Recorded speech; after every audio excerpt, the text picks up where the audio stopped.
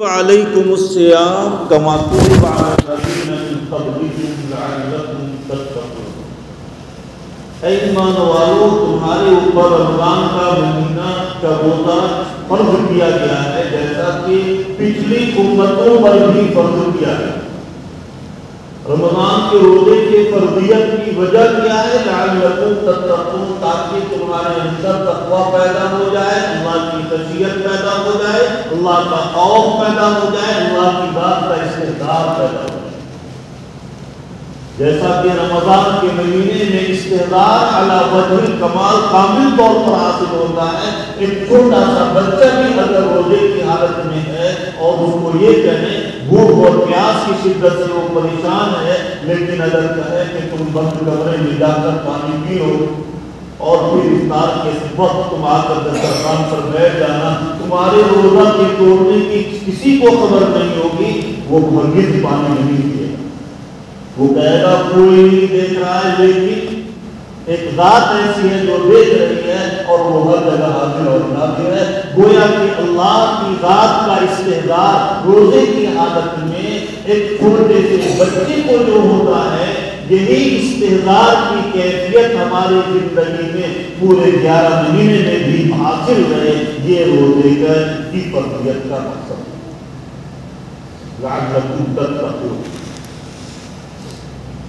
اسی وجہ سے اللہ تعالیٰ نے دوسری عبادات کے بارے میں یہ فرمایا کہ من جاء، ضابطہ بیان کر دیا کہ من جاء بالحسنۃ فلہ عشر امثالها، ایک نیکی کرے گا، ایک نیک کام کرے گا، اس کو 10 گنا اجر و ثواب دیا جائے گا۔ لیکن روزے کے بارے میں اللہ تعالیٰ نے ضابطہ الگ ہی رکھا ہے۔ فرمایا الصوم لی، بندہ روزہ صرف میرے لیے رکھتا ہے، وَأَنَا أَجْزِي بِهِ، لہذا اس کا بدلہ میں خود دوں گا۔ اللہ کی بات ہے، روزہ کے علاوہ دوسری جو عبادات ہیں وہ بھی تو بندہ اللہ کے لیے نہیں کرتا ہے، لیکن روزے کے بارے میں خاص طور سے اللہ تعالیٰ نے یہ کیوں فرمایا کہ روزہ میرے لیے ہے؟ اس کی وجہ محدثین نے یہ بیان کیا ہے کہ دوسری عبادات میں ریاکاری کا، دکھلاوے کا، نام و نمود کا، شہرت کا اندیشہ ہے، لیکن روزے میں اس طرح کا کوئی اندیشہ نہیں، کیونکہ اگر چاہے تو بدقرض میں پانی پی سکتا ہے، کھا سکتا ہے، کسی کو خبر نہیں۔ اور روزے کا کے اندر ہر وقت استعداد آتا ہے، اگر کھانا سامنے ہے، دوسرے لوگ کھا رہے ہیں، خود نہیں جا کر کے نہیں کھائے گا، کیوں؟ استعداد ہے ہمارا روزہ۔ اسی طریقے سے چونکہ اللہ کی ذات کا استحضار روزے کی حالت میں ہر وقت ہوتا ہے، پورے طور پر، کامل طور پر، یہی استحضار کی کیفیت ہماری زندگی میں، پوری زندگی، پورے 11 مہینے میں بھی حاصل ہے۔ یہی روزے کے فرضیت کا ایک اہم ترین مقصد ہے، لعلکم تتقون۔ اللہ تعالیٰ نے ہماری اور آپ کی اور اس پوری امت کی ہدایت کے لیے ایک دستور حیات بھیجا ہے۔ قرآن مجید، قرآن کریم کی شکل میں یہ اللہ کا مقدس کلام بھی ہے اور اللہ کی کتاب بھی ہے۔ یہ اعزاز صرف اس قرآن کو حاصل ہے، دوسری کتاب کو حاصل نہیں۔ دوسری کتاب اللہ کی کتاب کو ہے لیکن کلام نہیں، لیکن یہ قرآن اللہ کا کلام بھی ہے اور اللہ کی کتاب بھی ہے۔ اس کا نزول بھی اسی بابرکت مہینے میں ہوا، جس کی وجہ سے اور قرآن کے نزول کی وجہ سے اس مہینے کی عظمت میں اور اضافہ، کیونکہ اللہ کے کلام کے ساتھ اس کا بھی تعلق جس درجے میں بھی جڑ جاتا ہے، اس کی قدر و قیمت میں اضافہ ہو جاتا ہے۔ ایک معمولی سا بستی ہے، معمولی سی واقعی بستی ہے، وہ ادھر بیٹی کر رہی ہے کپڑے کی دکان میں اور کچہری کی دکان میں، لیکن آپ لے کر اس کو آئے اور آپ نے اس کو قرآن کی جلد کے ساتھ لگا دی، اب اس کی قدر و منزلت میں ایسا اضافہ ہو گیا ہے کہ لا یمسہ الا المطہرون، اب بغیر وضو کے اس کو ہاتھ لگانا بھی جائز نہیں۔ یہ اتنی عظمت اور اتنی قدر و قیمت میں اضافہ کیوں ہوا؟ قرآن کے ساتھ تعلق کی بنا پر معلوم ہو۔ لیکن اس قرآن، یہ قرآن ہمارے لیے دستور حیات تو ہے، لیکن دستور حیات سے فائدہ اٹھانے کی شرط جو قرآن میں بیان کی گئی ہے وہ بھی تقویٰ ہے۔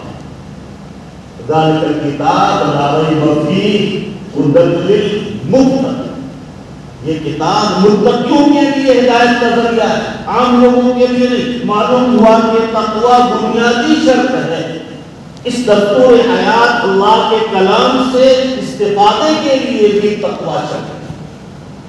اسی طرح اور روزے کے حصول کا مقصد بھی تقوی ہے، تاکہ روزے کے ذریعے سے ہمارے اندر تقوی پیدا ہو جائے اور پھر اللہ کے کلام سے استفادہ، اللہ کے کلام کے اندر جو ہدایت نامہ بیان کیا گیا ہے اس کے مطابق اپنی زندگی گزارنا آسان ہو جائے۔ یہ کب ہوگا؟ تقوی کے بعد۔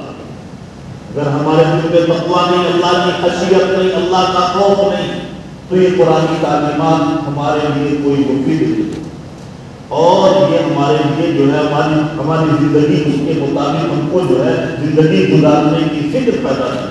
یہ تقوی کی بنیادی پر، اس وجہ سے ضرورت اس بات کی ہے کہ اپنے اندر تقوی پیدا کیا جائے، اور قرآن کا چونکہ رمضان کے مہینے کے ساتھ ایک خاص تعلق ہے، ایک تو تقوی کے حصول میں جو اس کے استفادہ تقوی کے بغیر ممکن نہیں، دوسرے اس مہینے میں نزول ہو۔ اللہ کے نبی صلی اللہ علیہ وسلم کا طریقہ یہ تھا کہ رمضان کے مہینے میں آپ کے پاس حضرت جبرائیل امین علیہ السلام تشریف لاتے تھے، اور اس وقت تک جتنی قرآن کی آیتیں نازل ہوتی تھی، ہو چکی ہوتی تھی، اس کا دور سناتے تھے۔ اللہ کے نبی صلی اللہ علیہ وسلم حضرت جبرائیل کو سناتے، حضرت جبرائیل علیہ السلام اللہ کے نبی صلی اللہ علیہ وسلم کو سناتے تھے۔ معلوم ہوا کہ ہمارا بھی عمل اپنے پیارے لاڈلے نبی کی اتباع میں یہی ہونا چاہیے کہ ہم رمضان میں خوب کثرت سے تلاوت کریں، جتنی کثرت سے تلاوت کریں گے کم ہے۔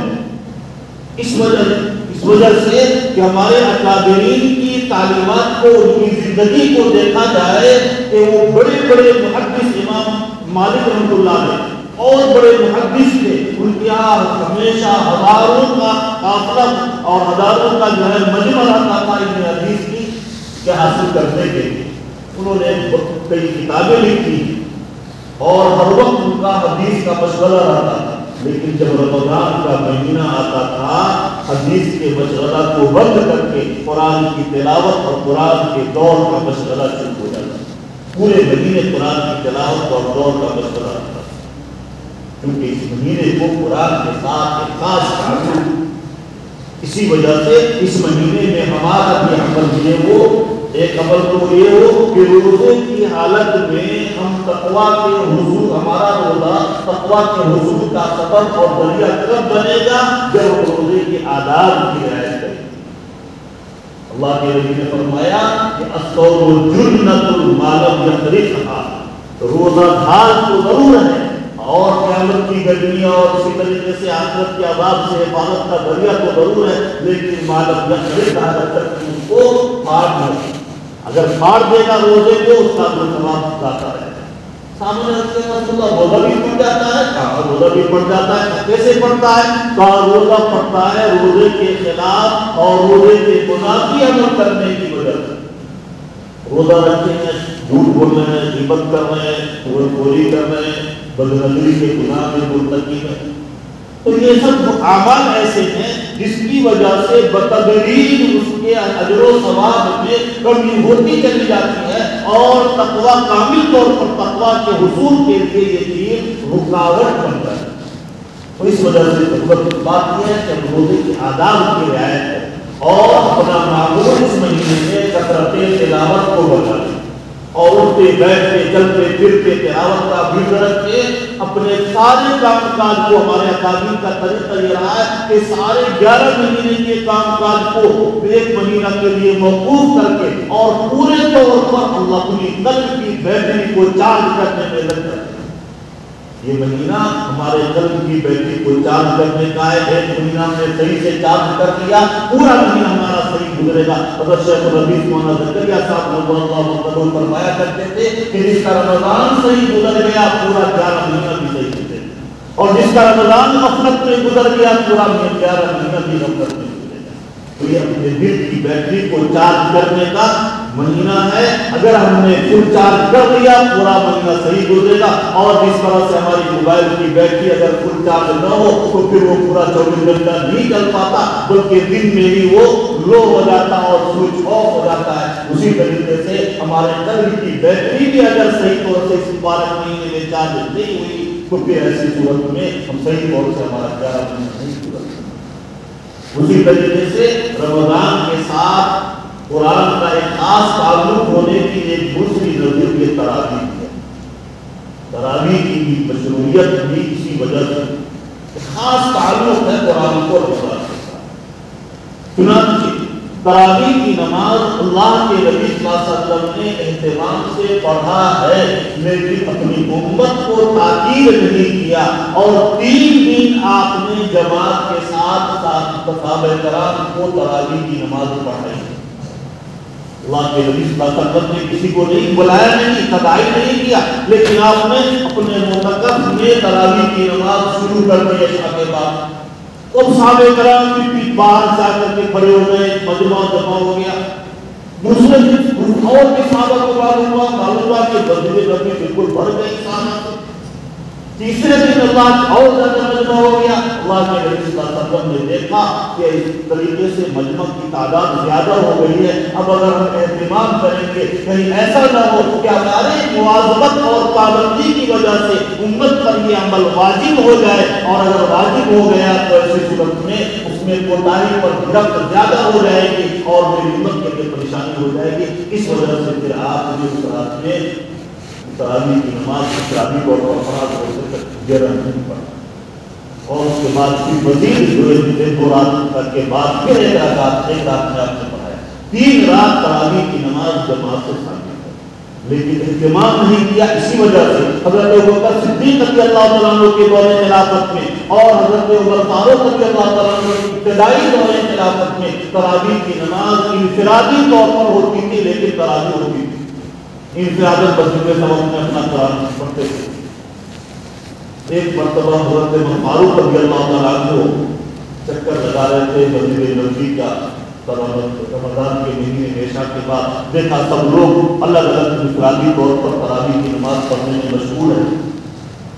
آپ نے صحابہ کرام سے مشورہ کیا کہ اگر ان کو ایک تالی کے پیچھے جمع کر دیا جائے تو زیادہ مناسب ہوگا۔ چنانچہ صحابہ کرام کی اتفاق کے رائے سے ایسا ہی ہوا، اور رئیس القرہ حضرت ابی بن کعب رضی اللہ تعالیٰ عنہ کو یہ ذمہ داری سونپی گئی کہ آپ تراویح میں قرآن سنائیں اور دوسرے لوگ آپ کے پیچھے آپ کی ابتدا میں تراویح کی نماز پڑھیں۔ اللہ کے نبی صلی اللہ علیہ وسلم نے بھی 3 دن تراویح کی نماز پڑھائی۔ کتنی رکعت پڑھائی؟ 20 رکعت پڑھائی۔ حضرت ابی بن کعب رضی اللہ تعالیٰ عنہ نے تراویح کی نماز پڑھائی، کتنی رکعت؟ 20 رکعت۔ حضور پاک صلی اللہ علیہ وسلم کے زمانے سے لے کر اور آج تک دونوں حرمین میں تراویح کی نماز 20 رکعت ہوئی ہے، اور ائمہ اربعہ میں سے 4 بڑے بڑے جو مشہور امام ہیں پوری دنیا میں ان کے ماننے والے ہیں، ان 4 اماموں میں سے کسی کا قول 20 رکعت سے کم تراویح کا نہیں ہے۔ اب معلوم کر لیجیے کسی کی مفتی سے، کوئی بھی نہیں بتا سکتا ہے کہ 4 امام میں سے کسی کا قول 20 رکعت سے کم تراویح کا ہے۔ لیکن کیا کہا جائے، ہمارے اعمال کی وسعت کی ضروری ذہنیت جو ہے حرمین پر قابض ہو گئی ہے، اور کورونا کے بہانے اب اس کو 10-20 کے بجائے 10 کر دیا گیا۔ اب یہ سب 10 رکعت تو یا 8 رکعت تو کہیں سے ثابت ہی نہیں تراویح کی نماز۔ 4 امام میں سے وہاں حالانکہ سعودی حکومت کا جو مسلک ہے حنبلی، اور امام احمد بن حنبل رحمۃ اللہ علیہ کا بھی واقعی نظریہ یہی ہے، ان کے کی بھی رائے یہی ہے کہ تراویح کی نماز 20 رکعت۔ بہرحال تو خلاصہ یہ ہے کہ یہ 20 رکعت سے کم تراویح کہیں سے ثابت ہے۔ تراویح میں پورے رمضان میں تراویح پڑھنا یہ الگ مستقل سنت، اور پورا قرآن کو مکمل کرنا یہ بھی الگ سنت ہے۔ اسی وجہ سے قرآن کا جو ہے ختم کا اور قرآن کی تکمیل کا اس میں تراویح میں اہتمام کیا جاتا ہے۔ تو گویا کہ رمضان کے ساتھ رمضان کے مہینے کے ساتھ تراویح کے قاضی قرآن کے ساتھ ایک خاص تعلق ہونے کی بنا پر اس مہینے میں تراویح کی بھی فضیلت آئی ہے۔ اللہ کے نبی صلی اللہ علیہ وسلم نے فرمایا کہ من قام رمضان ایمانا و احتسابا غفر له ما تقدم من ذنبه۔ دو قید لگائی گئی، اگر کوئی شخص تراویح کی نماز رمضان کے مہینے میں پڑھتا ہے تو اس کے ساتھ دو قید لگائی گئی ہے، دو قید، دو شرط اگر پائی جائے اس کے پچھلے تمام گناہ معاف ہو جائے۔ ایک تو ایمان کی قید ہے کہ ایمان کے بغیر کوئی عمل معتبر ہے نہیں، دوسرے احتساب کی قید ہے۔ احتساب کا مطلب یہ ہے کہ صرف اللہ کی رضا کے لیے وہ کام کیا جا رہا ہو، کسی کو خوش کرنے کے لیے، کسی کو دکھلانے کے لیے نام و نمود اور شہرت مقصود نہ ہو۔ تو اگر اخلاص کے ساتھ اللہ کی رضا کے لیے کوئی شخص تراویح کی نماز پڑھے گا تو اللہ کے نبی صلی اللہ علیہ وسلم نے فرمایا پچھلے اس کے تمام گناہ معاف ہو جائیں۔ زیادہ تراویح کا خاص طور سے اہتمام کیا جائے، ایک تو قرآن کی تلاوت کا اور دوسرے تراویح کا۔ تیسرا عمل جو ابھی رمضان اخیر عشرے میں شروع ہونے والا ہے وہ اس مہینے میں اعتکاف کا۔ اعتکاف کے لیے انشاءاللہ آئندہ ہفتہ آپ کے لیے جو بھی بیان کریں گے وہ اعتکاف کے مسائل بیان کریں گے، لیکن ترغیب کے لیے ہم مختصر آپ کو ایک دو حدیث بیان کر دیتے ہیں تاکہ ابھی سے آپ اس کی تیاری شروع کر دیں اور اس کے بعد اعتکاف کا ہر شخص جو ہے وہ ابھی سے ارادہ کریں۔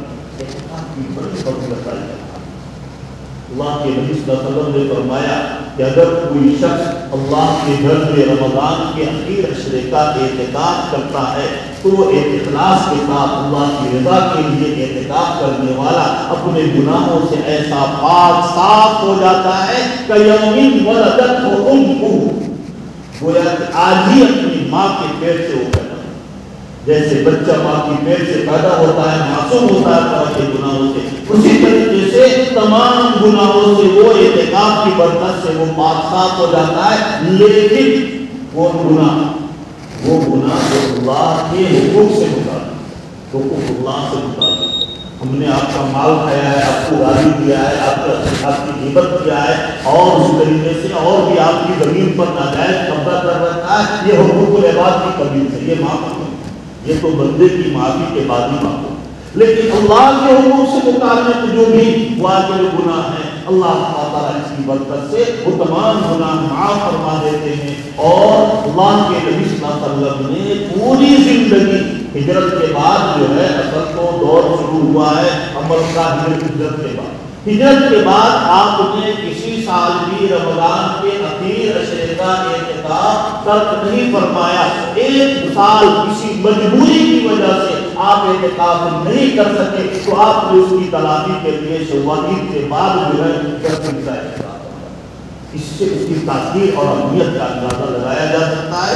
اس وجہ سے ابھی سے ارادہ کر لیں کہ بھائی جو ہے ہم زیادہ سے زیادہ لوگ جو ہے اعتکاف میں اخیر عشرے میں بیٹھے۔ اخیر عشرے کا اعتکاف مصنون ہے، سنت مؤکدہ ہے، اللہ کے نبی صلی اللہ علیہ وسلم نے معاوضت اور پابندی کے ساتھ کیا ہے۔ اسی طریقے سے اس مہینے میں تلاوت کا اہتمام کریں اور یہ مہینہ مغفرت کا چل رہا ہے، اپنے لیے پوری امت کے لیے مغفرت کی درخواست کریں، دعائیں کریں، اس وجہ سے کہ اپنے لیے جس دعا کو آپ کو حاصل کرنا ہو، ابو داؤد شریف کی روایت میں ہے کہ وہ دعا دوسرے کے حق میں انسان کرے۔